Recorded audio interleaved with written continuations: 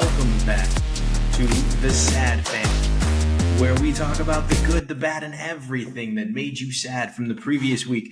And there's so much to get to today from this weekend in sports. Like, did Mark Sanchez attack a DoorDash driver and then get stabbed and end up in the did he lose a fight with a DoorDash driver? What happened with Mark Sanchez, and how drunk do you have to be to attack your DoorDash driver? I think it was his. I don't know. I don't know enough about that story to really get into it. But that was really weird. And no undefeated teams this early in the season. And it's kind of like, is there more parity in the NFL than we have ever seen? Maybe not ever, but it's a bit hyperbolic. But in a long time, have we ever seen this much parity? Because there were some teams that I thought set themselves apart from the rest of the league to start the season. And we're going to go over some of them right now, but it just doesn't look that way. And man, there's a lot of doors being left open for the Kansas City Chiefs, huh? Lots of doors being left open for the Kansas City Chiefs, who a lot of people wanted to put out to pasture. A lot of people were saying they were done. But if you leave a back door open, somebody's going to walk through it. And that might happen with the Kansas City Chiefs. Let's talk about last night's game, Buffalo against New England. Buffalo has the guy in Josh Allen. They have the guy in Josh Allen, but do they have the team surrounding Josh Allen? Currently, it doesn't look like it because they just got beat by a Patriots team that has no reason drafting outside of the top 10 in the 2026 NFL draft. They just don't. They're not a good football team. Drake May showed some things. Drake May has got talent, but their defense got ran over by a guy that just had ACL surgery last year in Stephon Diggs. There was a time when he shouldn't even be on the field. And he was out there running all over that defense. And you know what Doug McDermott was? He was a defensive coordinator. So Doug McDermott needs to pull his head out of his ass and get some things together. Now, on the other side of the ball, Joe Brady, you need to coach that game. You need to coach that game better as the offensive coordinator with one of the best quarterbacks in the NFL. You have no excuses for losing that game. You need to get this offense rolling. Granted, there are not a lot of targets, but you've got Cook in the backfield. You've got Josh Allen at quarterback, and there are so many receivers on this team that can be impactful. I'm not saying that there's a superstar, but you have a few wide receivers on this squad that can be impactful and can make plays. You just need to make sure that you're calling the right plays to make sure you're putting them in a position to win. As for the Patriots, it's a blip. These things happen. I still think Buffalo is probably going to be the winner. Probably they will be the winner of the AFC East. But where we're at right now, it's interesting because the Buffalo Bills haven't really beat anybody. Once we saw what the Ravens were, right? Once we saw what the Baltimore Ravens were, we saw who have they beat? Who has Josh Allen, Doug McDermott, and Joe Brady beat? Nobody, really. They need to show us something, and they've been dragged into deep water in quite a few games. And are they playing with their food? Are they really good in their board? What's going on here to make Buffalo this complacent in games against teams like the New England Patriots? That needs to be explored because that last night should never happen to that team. The spread should have been covered in that game, first of all. And second of all, you have a shot at the Super Bowl. You have Baltimore down, Houston down, Kansas City supposedly down in the AFC. Cincinnati, no quarterback, down. Buffalo has a clear path to get to the Super Bowl this year. A clear path directly into the Super Bowl. Who's going to stand in their way? Chargers. They don't know what they're doing. What's going on with Jim Harbaugh? A couple weeks ago, there were people on certain networks calling him I think Colin Cowherd even said it, one of the best coaches of all time. This guy can't win a game lately with a great quarterback. So what's going on there? How can you not win a game that you're supposed to have with a team like that? Okay, yeah, the Commanders are a good team, and I think they're solid. But Jaden Daniels is coming back from injury, and the team's a little rocky. You jump out on top of them, and you allow them to recover. I don't know what to do with teams like this, and I don't know what to do with teams like Buffalo that can't capitalize on something like that happening. Buffalo should have a significant edge in the AFC right now, and they just don't because of things like last night. And they don't if you look at their point differential. So what is going on in Buffalo, it needs to be handled. It's crazy to me that this is it. If they blow this, they may never get another shot, even with Josh Allen. This is as easy as it's going to get for Buffalo because there is so much parity in the NFL. Like I said, this might be one of the more parity-driven years that I've seen in a long time. The AFC is Buffalo right now. That is it. The AFC is Buffalo, and if Buffalo can't pull their head out and make that happen, that's on them, because there's no way that the Colts should push Buffalo. And the Colts are probably the next best team if you're looking at right now. If the season ended today, right? Week 5, the Colts are the next best team in the AFC. And that's the truth. That's where we're at. So Buffalo, get your act together. Let's talk about Philadelphia. Philadelphia is playing with their food. That is what is happening. I saw a great graphic that went up during the Philadelphia Eagles game yesterday, and I you know what? I will extend some empathy and grace to Jalen Hurts and to that Eagles offense, because it was something like 4 or 5 different play callers every single year over the last 5 years in Jalen Hurts' ear, which to me, yeah, that's absolutely insane, and that is a valid excuse for someone performing the way that that Hurts has been performing. But how are you letting a team as mediocre as Denver beat you? Now, we could say, oh, they have a world-class defense. They have a world-class defense every year. Denver is having a down year. How are you going to let Denver end your unbeaten streak? How, Nick? Come on, Sirianni, let us know. How does that happen? And it not only happened to you at the hands of the Denver Broncos, it happened to you in your home stadium in Philadelphia at Lincoln Financial. So what's the story here? What's the excuse? I think it's they're playing with their food. I think they're getting complacent, and I think they're getting away from what they do well. There's some injuries on that line, but it's no excuse for losing this game at home. This game should have been in the bag, and they should have been on to the next one. And maybe that's what they were thinking. They were on to the next one. We're on to the next one right now, and this is going to be a very brief overview of I Told You So as we look at the Las Vegas Raiders for the second week in a row. It's G.O. No and Pete Carroll on running this team, okay? Tom Brady has not made an impact. You guys all wanted to talk about the impact Tom Brady was going to make, that winner's mentality. Shut up. Things have to be done. Patrick Graham has to go. That defense has never been good under Patrick Graham. Not once. You could sit back and say it has, but I told you last week, the only reason Patrick Graham has any recognition as a decent defensive coordinator is because of Max Crosby. He has been sorry the entire time he has been in Las Vegas. And I have been saying his entire tenure that all you have to do to beat Patrick Graham is throw the ball to the middle of the field. He has no idea how to put his team in a position to defend. None. And I don't want to hear he doesn't have the right pieces. He's had plenty of time now to put together the right pieces. They've had plenty of chances to overhaul that roster and to get the right bodies in the right places. They've had plenty of drafts under Patrick Graham as the defensive coordinator to get this right, and they still have not gotten it right, and it's enough. Okay, the Colts went out there and absolutely obliterated Patrick Graham's defense. And it's not the first time we've seen this happen. It happens and it happens and it happens, and it should not happen to players the caliber of Max Crosby. Patrick Graham, it's enough already. And Pete Carroll, what is happening with you? Because you stand on defense. And that was ridiculous. That was pathetic. And you guys deserve to be told it's pathetic. And the Las Vegas Raiders organization deserves to be told it's pathetic. Because enough is enough.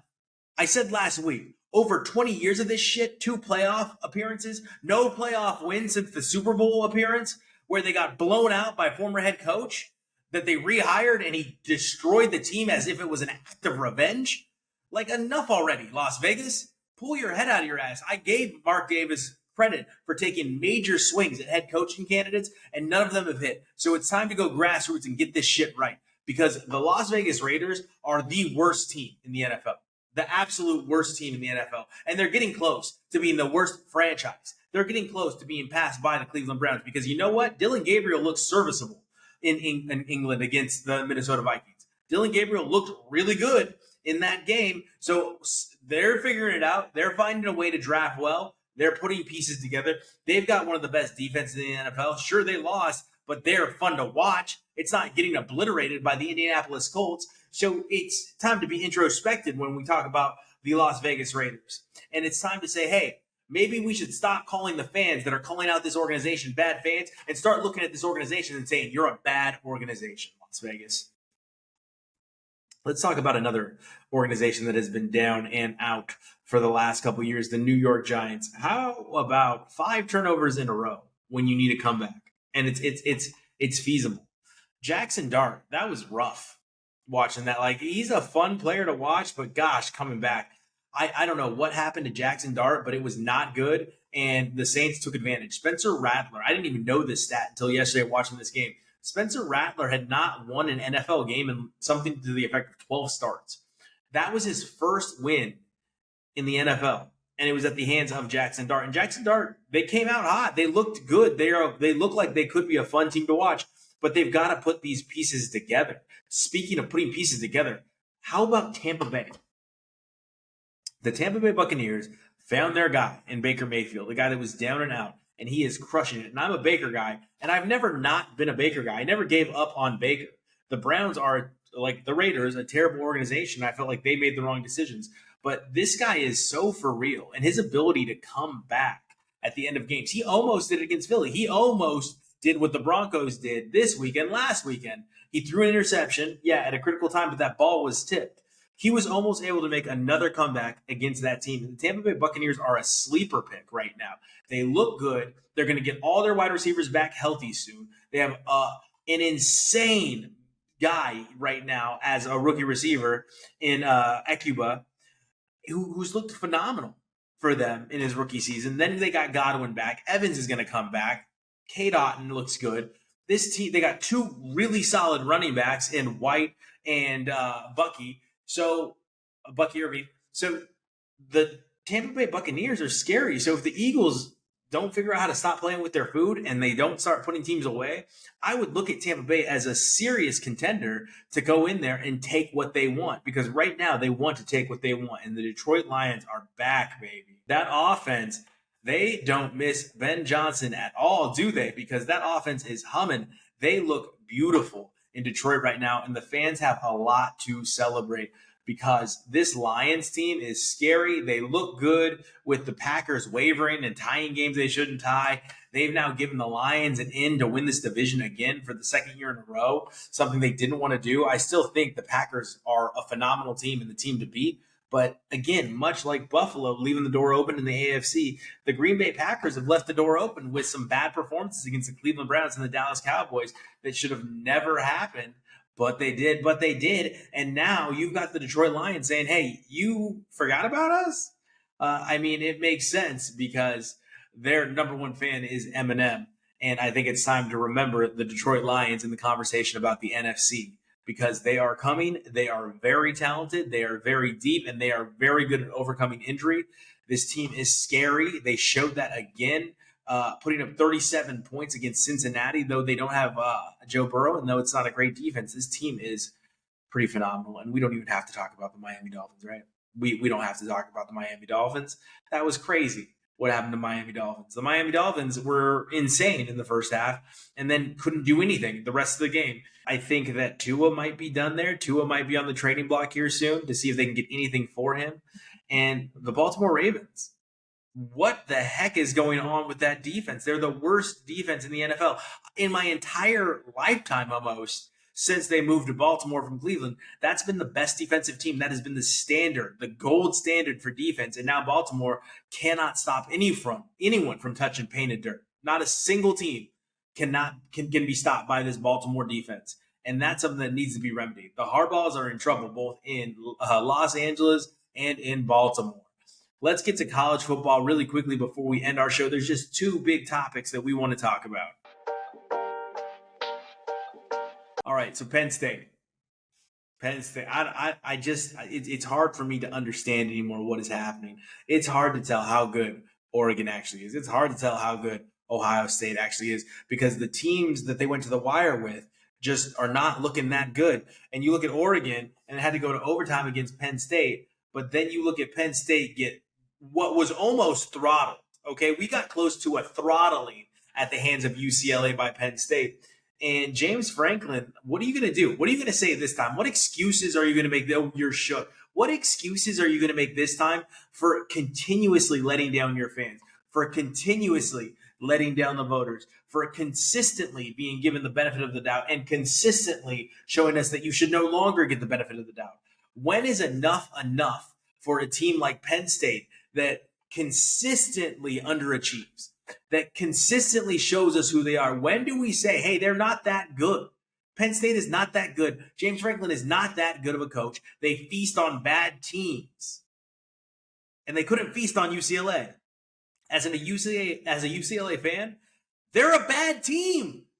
That was their first win of the season against Penn State. Penn State needed a bounce-back game. They had a cupcake in UCLA scheduled, and James Franklin blew it. Drew Aller blew it. I don't want to hear about this team anymore. I don't want to hear about how good of a coach Franklin is. It is done in Penn State this year. They're out of the AP Top 25. As is the next team we're going to talk about, Texas. Texas is also out of the AP Top 25. And for good reason. Like, we were wrong about Arch Manning. That dude cannot ball. He cannot live up to the name on the back of his jersey, because Florida, I mean, they have a decent defense, but they are in a bad way right now. And we saw that at the hands of Miami. They're not a good football team in Florida. Like, they've got pieces, but they haven't put them together. And Texas went in there and dropped the ball. Texas just had to ride this out to the playoffs, or at least till the SEC championship. That's all that we needed from Texas. Texas needed to do what they need to do to win these games, like the one against Florida, teams that are not as talented on paper as the Longhorns are. And instead of doing that, what did Texas do? But Texas dropped the ball. Texas drops the ball and gives up an opportunity to continue to fly under the radar as not that great of a team, because they haven't been that great. In fact, they haven't beat anybody, much like the Buffalo Bills in the NFL. And instead of taking advantage of this weak schedule and a weak SEC opponent in Florida, how many more opportunities are you going to get to play a team that has the ability to recruit like a team like Florida does when they're down like this? How many more opportunities are you going to have to take advantage of situations like this and float your way in to an SEC championship? None. This is it. This is the time. You've got the recruiting. You've got the head coach, supposedly. You've got the quarterback, supposedly. But, he hasn't been able to prove it this year. And you can't get it done against a bad Florida team. What are we doing right now with these teams? I just can't sit back and say, yeah, it's Parity. Because I don't believe it is. I believe that there are underperformers. There are teams playing down to the levels of their opponents. And there are coaches that we give too much credit to. Because Steve Sarkisian is one of those guys, and Steve Sarkisian has shown no ability to get the most out of his teams. Absolute zero ability to maximize what he's able to recruit, because these teams are ultra talented that he's had. Whether it be in Washington, whether it be in USC, whether it be in Texas, he has yet to maximize the talent that he's been able to recruit. And that's a sign of someone that can't hack it. Maybe he's just meant to be an offensive coordinator, and there's nothing wrong with that, but that might be where he belongs, is just sitting in that offensive coordinator chair up in the booth, not on the floor amongst the big boys, because he hasn't shown a capability of handling himself. And it's honestly sorry. It's enough already with giving these coaches major money, major contracts, like a Lincoln Riley over in USC, and them not having anything to show for it. These buyout clauses these agents have been able to put into these contracts, it's crazy to me, because none of these coaches that you keep giving these monster contracts to with these monster buyouts have lived up to it. Not Jimbo Fisher in Texas A&M, not Sarkisian, not Lincoln Riley, not DeBauer. None of these coaches have lived up to the contracts that they've been given. And when is it time to hold the coaches accountable and say, hey, if you can't live up to this, you get nothing. You can cut a player. Why can't we cut these coaches? These coaches that are also equally at fault. These coaches that are probably blaming their teams, that are probably blaming their players. It's on them eventually. You have enough of a body of work to say, it's your fault. It's not the players. It's not the league you play in is too tough. It's on you. You're not a good enough coach to get us to where we need to be. Speaking of good enough coaches to get teams to where they need to be, let's end the show with the Las Vegas Aces. The Las Vegas Aces were down and out this year. And what did they do? Rattle off 17 games in a row to make it into the playoffs. And then what did they do? Win both their playoff series. And where did the Las Vegas Aces find themselves? Oh, wait, does Becky Hammond have an all-star? Yes, she does. She has the MVP in Asia Wilson. She knows how to coach. This is going to be her third championship in 4 seasons. because right now where you find the Las Vegas Aces is up 2-0 on the Phoenix Mercury. So you want to see how to maximize talent. You want to see how to be a good coach. Look at Becky Hammond, because last year is showing it was an aberration. It was an aberration because what she's been able to do this year, how she's been able to bounce back, how she's been able to turn this team around from a mediocre start to the season is how you coach. How Asia Wilson hits the floor with Becky Hammond having her back as her head coach is how a superstar needs to go out there and perform. That's a player that's well coached, that's immensely talented. Becky Hammond, the Las Vegas Aces, are about to win their 3rd title in 4 years. That needs to be celebrated. We need to talk about this. As for you guys, the Sad fans, you need to be celebrated. Thank you so much for joining us each and every week. That was a very quick rundown, and we'll do it again next time. Back to the block, I'm scamming. Back in the shop, I'm scamming. Get it off a dummy, I'm scamming. Always get money, I'm scamming.